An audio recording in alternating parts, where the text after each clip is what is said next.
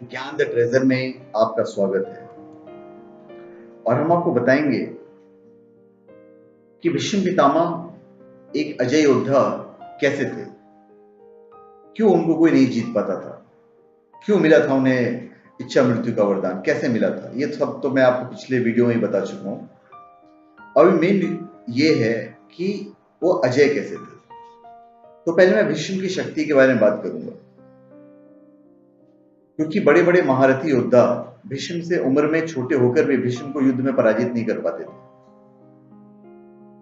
भीष्म की शक्ति के बारे में बात करूंगा तो इसी के आधार पर उन्होंने सारे नियम बनाए थे।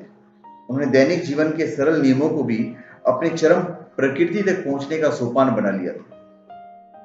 भीष्म ने इतनी भीषण प्रतिज्ञा कर डाली।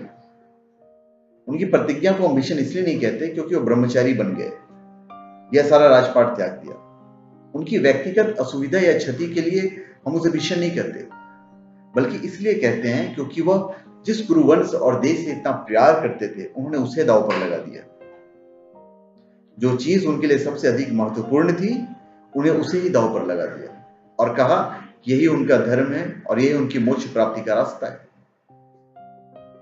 जैसे जैसे महाभारत की कहानी आगे बढ़ती है, आपको तमाम ऐसी परिस्थितियां दिखाई देती है जहां भीष्म लगभग अति मानव या सुपरमैन जैसे नजर आते हैं।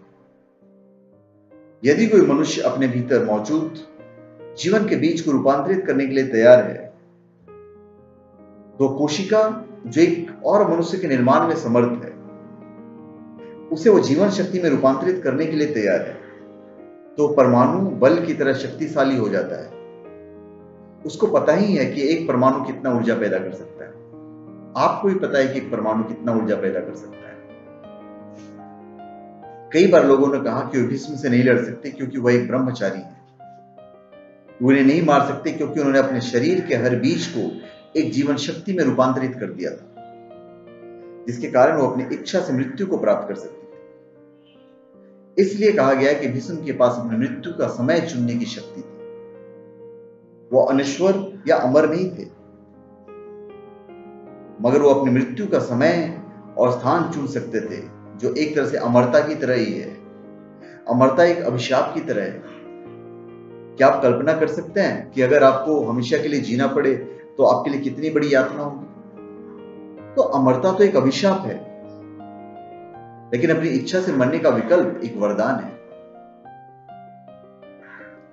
अपने समय से काफी आगे थे वो। यह अपनी ऊर्जा और प्रकृति के ऊर्जा का लाभ उठाने की एक प्रक्रिया है।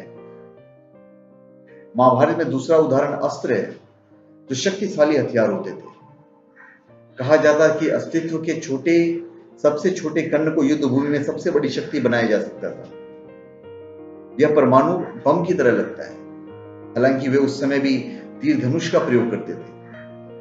कुछ अस्त्रों के असर के बारे में बताते हुए ऐसी बातें कही गई हैं कि चाहे तो आप इस अस्त्र से पूरी दुनिया नष्ट कर दीजिए।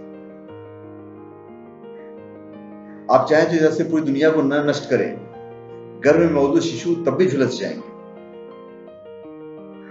यह भी परमाणु हथियारों के असर जैसा लगता है।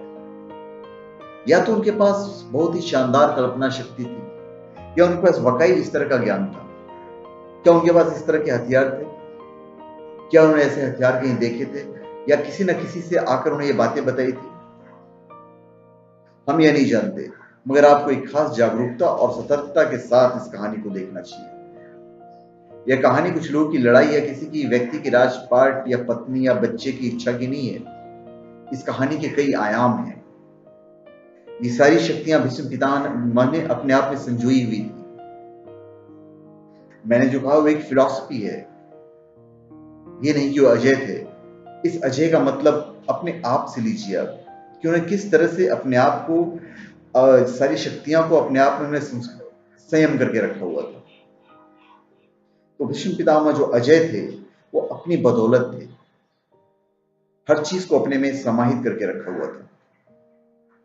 आप में भी वो शक्ति आ सकती है, आप भी सारी शक्तियों को अपने आप में समाहित कर सकें। क्या आप कर सकते हैं? क्या आप ब्रह्मचारी रह सकते हैं? क्या आप सारे राजपाट छोड़ सकते हैं? नहीं कर सकते हैं। तो एनीवेज कोशिश कर सकते हैं उनके जैसा बनने की। तो धन्यवाद। आप हमारे चैनल पर सब्सक्राइब करें और अपने कमेंट दीजिए। धन्यवाद।